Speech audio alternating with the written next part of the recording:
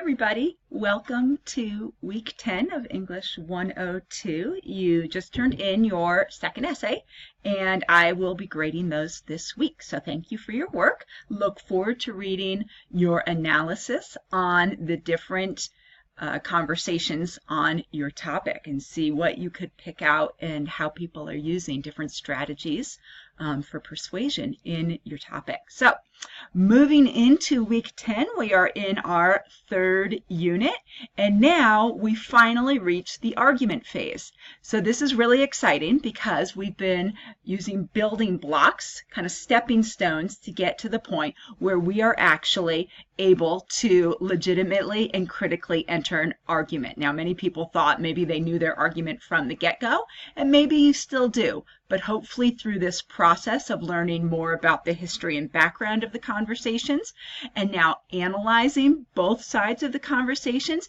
you have a much more informed and critical perspective of the topic which you are now about to argue on. So if you click into week 10 here, you will see the Essay 3 assignment, and I wanted to take just a couple minutes to go over that with you. All right, you'll see the rough draft is not due until November 15th. There are multiple stepping stones that we're going to be completing prior to actually drafting this essay. Okay, so this week you'll be reading and posting to the discussion board.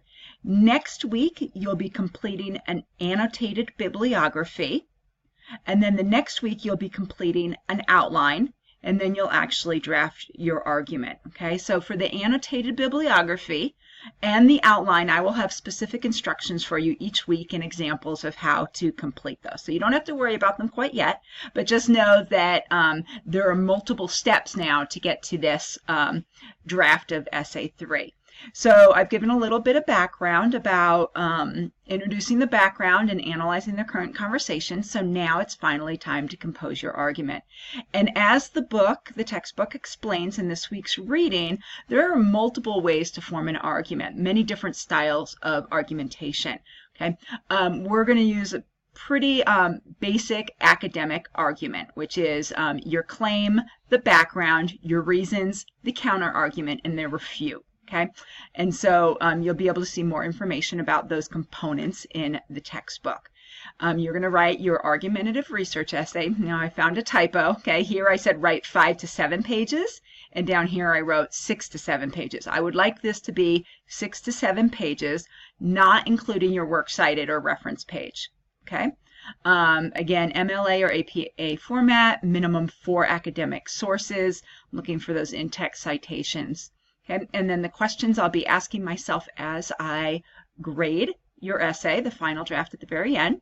It says to see a sample outline, see the final essay outline template. Now that's going to come up in a couple weeks here. You don't have to worry about that yet. I'm going to provide that in the instructions the week we are working on the outline itself. So you don't need to stress about that yet.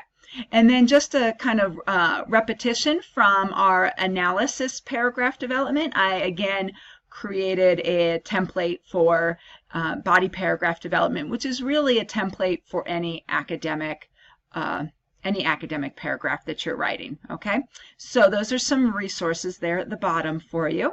And again, 6 to 7 pages, not including your works cited, but you don't have to worry about drafting yet. We're going to get there. Just wanted to give you an overview of where we're headed next. So go back to our class here. You'll see this week you have a discussion board and then the Chapter 5 quiz. And next week we'll be doing our annotated bibliography, and I'll have that assignment for you then. So if you have any questions in the meantime, feel free to reach out, and I look forward to getting on to building the full argument now. Have a great week.